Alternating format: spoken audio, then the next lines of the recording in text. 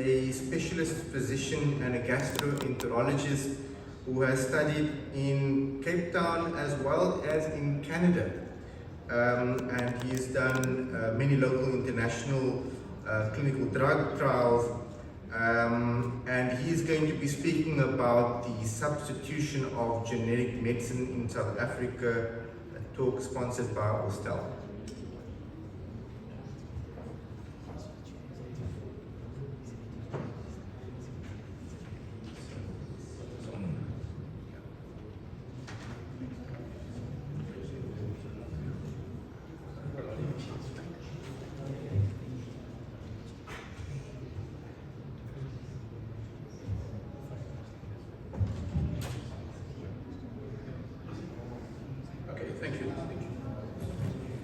Chairman, friends, colleagues, Assalamu alaikum, good afternoon.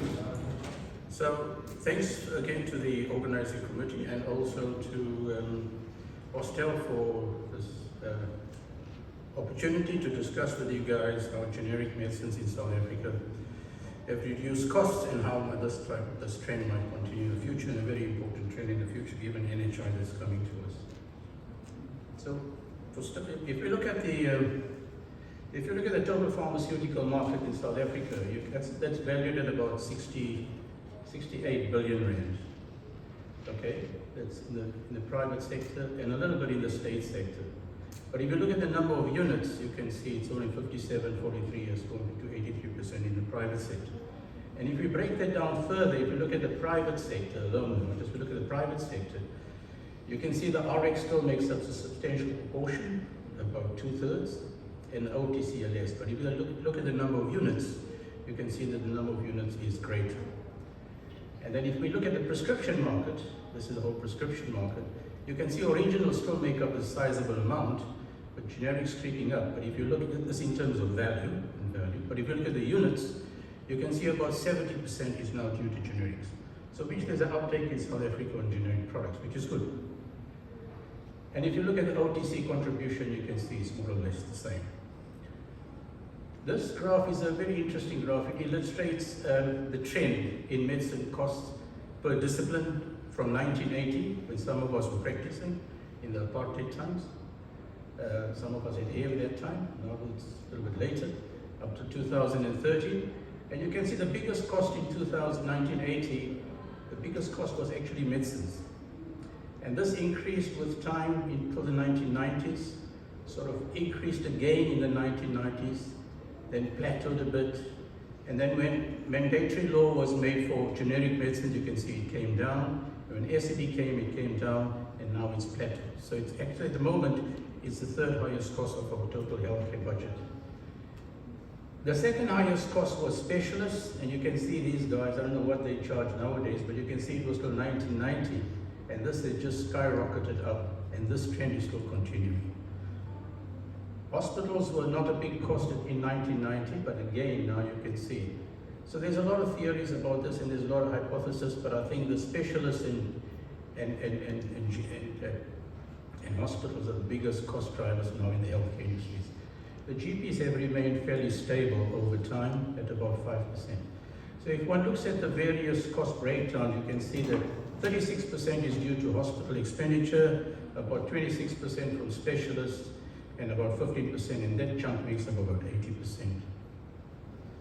So what is generic substitution? Generic substitution, as most of you know, is substitution of a prescribed branded drug by a different active form.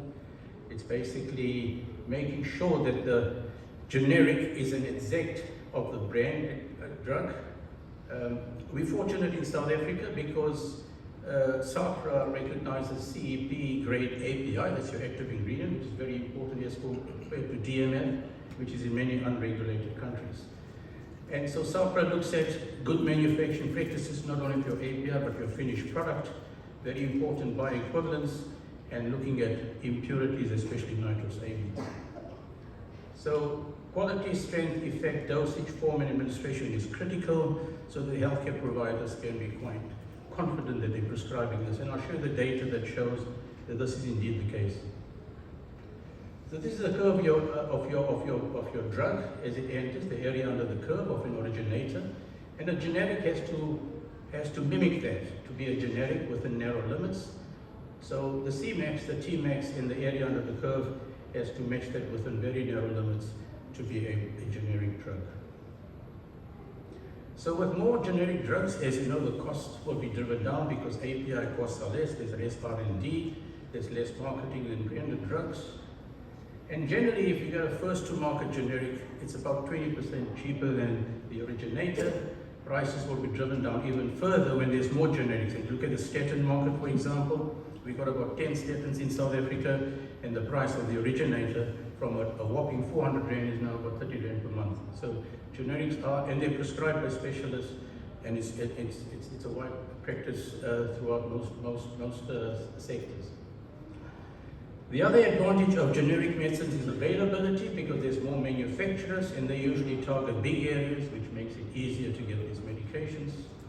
Generic medicine is not just new in South Africa. In the US, it was in 1984 that the FDA was given statutory authority to start approving generic medicines. And in the UK, you can see it was put in the medicines bill, 40% by volume in 1993, but recently it's up to even 80%. Generic medicines in South Africa were first put into the National Drug Policy in 96. In 97, it was in the Amendment Act.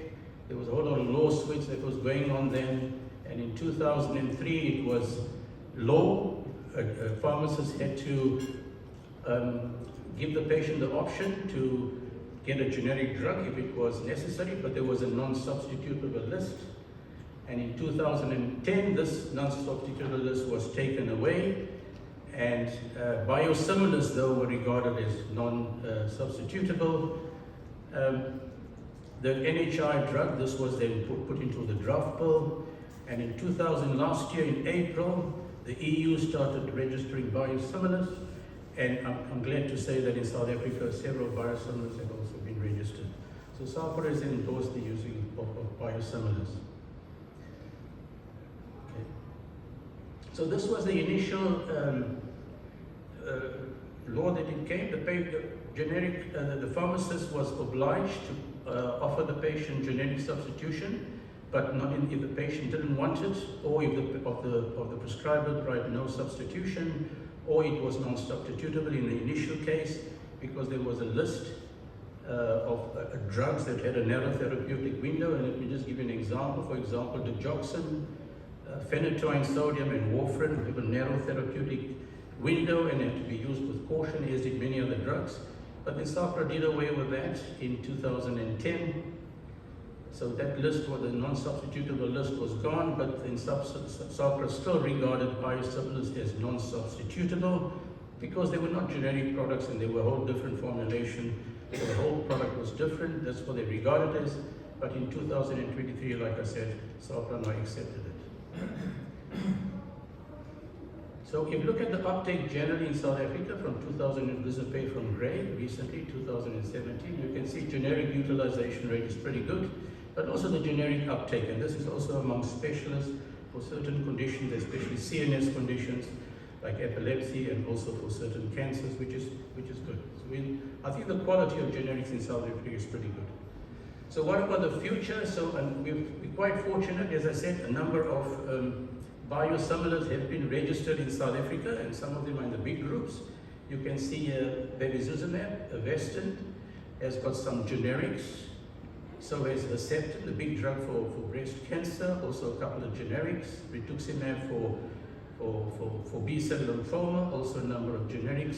And this should hopefully drive costs. So if I just give you this, also pembrolizumab has got a high value market in South Africa, 400 million. And I'm glad to say there are several products in registration in SAHPRA.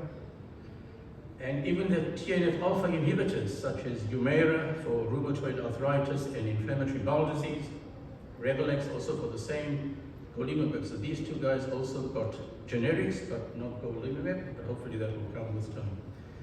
So if one looks at the value of the anti-neoplastic biologics, that's quite high, and so is the TNF, it's quite high. So hopefully this will start reducing, because let's take trastuzumab or Herceptin, sorry, that's a spelling mistake here then. So if you take 17 cycles at the original price, you can see the price, but if you take one of these, you take the biosimilar, Ogivri, you can see that the price is much reduced, and that's your saving. This is for breast cancer, so that's pretty good. And the same thing applies for CLL. If you look at rituximab, MabThera, this is the price for the originator, and look at the price for the generics. And there's two of these generics, one from Dr. Reddy's and the other one from, I think, Adcock. This is your total dose, so that comes to a substantial amount, so the cost saving should be substantial. ARVs in South Africa were also one of the big reasons. You can see the ARV market was quite high, and these were single drugs. These were the old drugs used. But you can see when generic substitution came, you can see the dramatic decrease. And if you look at the total tender market at the moment for ARVs, it's the biggest tender market in the whole world, 6.47 billion, mainly made of TLD, which is 3.47 billion, 48 million packs, and the government gets it at 81 rand. And TEE, so this is tenofovir, limifudine, and dolutegravir, temofovir, tresipine, and efavirenz, and you can see the price there is quite low as compared to the private sector, where the prices are higher. You can see, but in there the volume is much less than in the private, in the public sector. So compare these prices with the originator price, which was close to 700 rand. This is a new drug for HIV, which is a 2-monthly injection. So it's a drug that is released slowly and virtually eliminates HIV. So it's a drug given every 2 months, registered in South Africa under the name of Ocabria from MSD. And the government has now procured this from PEPFAR, but this is probably under Section 21. A generic should be available in 2027. Hopefully this will reduce costs. So this will be a big game breaker. But the newer kid on the block is lenacapavir. So this is developed recently by Gilead Sciences. It works by interfering with the protein shell of the HIV's genetic material. And just 2 injections a year can prevent it. So this is amazing. This is the new way we're going with HIV. But look at the cost. Hopefully it will be less in South Africa. Okay, GLP-1 antagonists, like globally, they're still there, especially semaglutide. And you can see that total market is quite high. Semaglutide in South Africa for the 3 milligram costs about 2,500 rand, but to manufacture it's much less. So hopefully if we get that, we'll save a lot of costs. So, counterfeit medicines in South Africa is worth a lot, and about 42% of Africa. These drugs are usually well-organized criminal groups bringing them in. They usually are sold online, but sometimes they get themselves into a legitimate supply chain, so one should be cautious. And it's usually the big drugs like the psychotropic drugs, GI drugs, and erectile dysfunction drugs. So medicines that cannot be genericized. So here's the first one. In April 2000, the FDA approved Boost. Does anybody know what Boost is? Anybody heard of Boost? No? Okay. I'll give you a clue. Boost is a prescription medicine used to treat Clostridium difficile infection. Clostridium difficile infection is what we as gastroenterologists see very often. It's a nosocomial infection. It occurs because of drug resistance, which is a big problem, and it occurs because of overuse of antibiotics. And the way we treat it is with fecal transplants. And fecal transplants do very well and help this condition tremendously. So now they've done it, and they put it in a capsule, and they call it a capsule. That's what it's about. So it comes as a regimen of 4 daily capsules taken 3 consecutive days. Very important, you swallow it whole. You don't bite it, neither do you chew it. Okay? And it's not a probiotic, but it costs a whopping $90,000 for 12 of them. Okay? I don't know if it's going to come to South Africa. So there are some medicines that cannot be substituted. Phytopharmaceuticals are part of them as those drugs, because phytopharmaceuticals are medicines of natural origin with unique extracts. They're manufactured in a certain way. So these drugs are firstly harvested in a certain way, extracted in a unique way, manufactured in a different way, in different facilities. And there's many active products here, there's just not one. So because there's many active products, you cannot do a bioequivalence. It's not possible. So therefore you can't get a generic phytopharmaceutical products. The other one that you cannot put is probiotics. So let me just briefly go through a probiotic journey with you. How much time do I have left? I think I got a lot of time left. 5 minutes, okay. So as all of you sit here, your phenotype, what you are, is made up of your genes and your environment. And your environment is the early environment which you can't control. For example, whether you're born by Caesar. In my day, cesarean sections were about 10% or 15%, 85% normal deliveries. I think it's the ratio now the other way around. Okay, and if you're born by cesarean section, you lose about 60% of your microbiome. And if you're further not getting breastfeeding, you lose further amount of your microbiome. Okay, then your lifestyle later in life, how you eat, your weight, exercise, mental well-being. So each one of us is unique. Our chairman is a very handsome man, 8.8 billion people in the world, but nobody looks exactly like you. And the same applies to your microbiome. It's unique to you. Nobody's got the same microbiome. You develop it at the age, up to the age of 3 or 5, and it stays with you. And it's unique to you, it's distinctive to you. Okay? So the way probiotics work is basically they adhere to your gut epithelium, they form a mucosal barrier function, they secrete certain mucins against the bacteria, they produce short-chain fatty acids such as butyric acid, which is very important for reacting with dopamine and those that in the brain. They've got an immune function with both the T cells and with the B cells. And they also modulate your gut-brain axis. And this is a big research at the moment being done on this. So about a ratio of 20 good guys to 1 bad guy is good. But I think, I'm going to go through this quickly, but I think,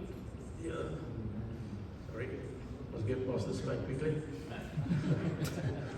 So now, as I said, there's more cesarean sections, there's use of antibiotics, there's poor eating habits, obsessive hygiene, stress, chlorination, even pesticides are used in vegetables. You think you're eating vegetables, but you may be getting pesticides. You got to wash it well. Obesity and many other factors, lack of exercise. As a result of all that, we tend to have a dysbiosis. Dietary fiber is also important, and global consensus meetings have shown that you need about 25 to 40 grams of dietary fiber, and on average people get about 13 to 15 grams of average fiber. So fibers and fruit and vegetables are very important because your probiotics feed on your fruit and vegetables, your prebiotics, so that they can produce the short-chain fatty acids, which are very beneficial for you. Okay, so this is dysbiosis, and dysbiosis has been shown to cause many illnesses such as infantile colic, many autoimmune diseases, inflammatory bowel disease, and as I told you, even implicated in necrotizing enterocolitis and pseudomembranous colitis.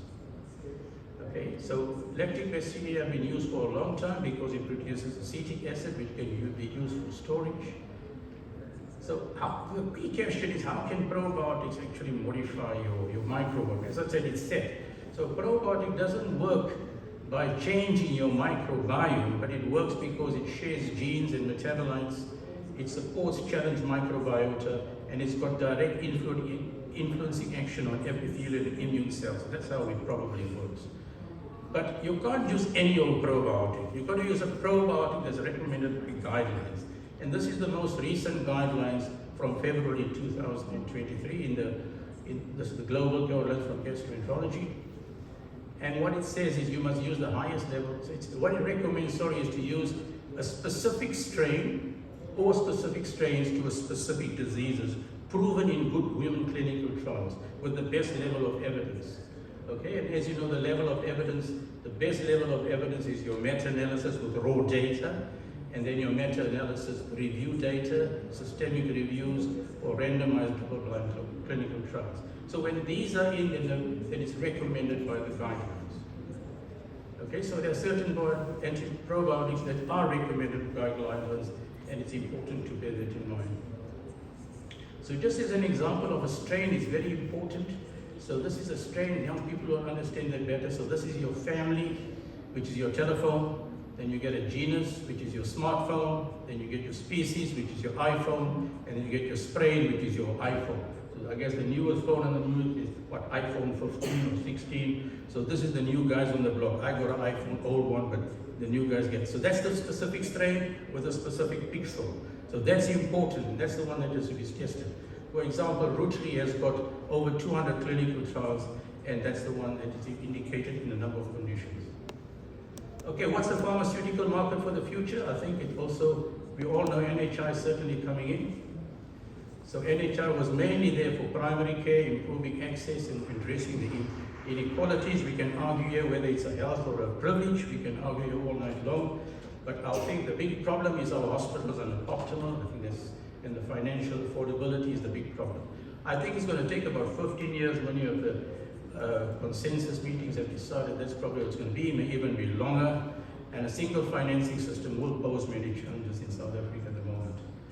But this is the forecast up to 2002, and I can see the total pharmaceutical market from where we are now, sitting at about 64 billion, will increase to about just over half 50 billion by 2032. And this will be still driven by prescription drugs.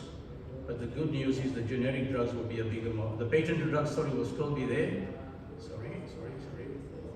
The patented drugs will still have a large chunk of this, but the generic market certainly will be the biggest in the future. Okay. And OTC medicines will still steadily grow with time, because I think many people after COVID are taking health into their own hand and trying to get optimal. So in summary, generic substitution of branded medicines has played an important part in cost saving in South Africa. South Africa has got a strict regulatory authority. In fact, sometimes we are more stricter than FDA and EU, because many dossiers take longer to get registered, and that's very good. Many specialists have adopted for generics for diseases of concern, like I said, epilepsy, CNS disease, cancer, and this has been adopted, which is good. Biosimilars, as I just showed you, will make a big difference. I mean, these are the big game changers in the world. I mean, trastuzumab, Herceptin can actually cure you from breast cancer. Pembrolizumab, the new one I told, can cure you from melanoma. These will be great drugs to have in the future. You cannot substitute phytopharmaceuticals. You cannot substitute probiotics. And we should have a more vigorous system for counterfeit medicines in South Africa. That's the last slide. Thank you very much.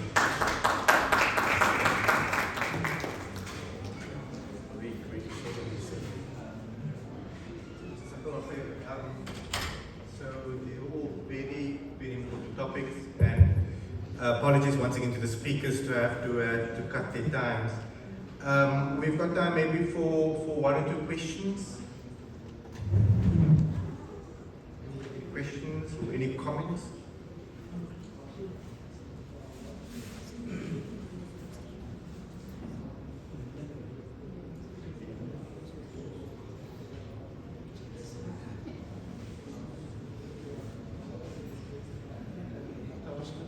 Besides the biomarkers, lab tests you said should monitor for each other, are there any other tests that we need to do?